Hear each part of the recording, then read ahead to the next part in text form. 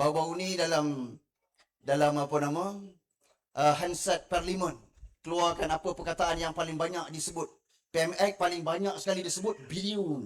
Yang tu nanti YBKP boleh sebut kot. YBKP kalau disebut bilion tu 99.999 serupa.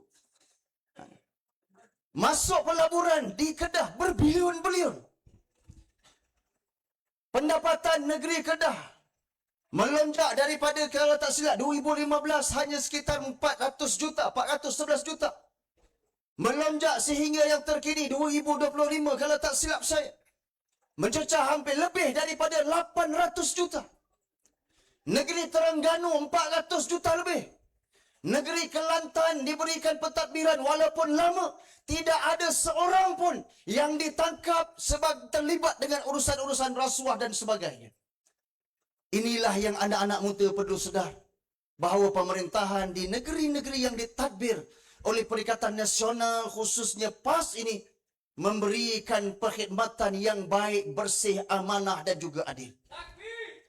Maka sebab itu kita menampilkan wakil daripada 11 DUN yang ditandingi untuk memberikan hadir dalam sidang DUN di negeri Johor ini sekurang-kurangnya menjadi pengimbang dalam negeri Johor untuk memastikan pentadbiran negeri Johor berjalan dengan baik.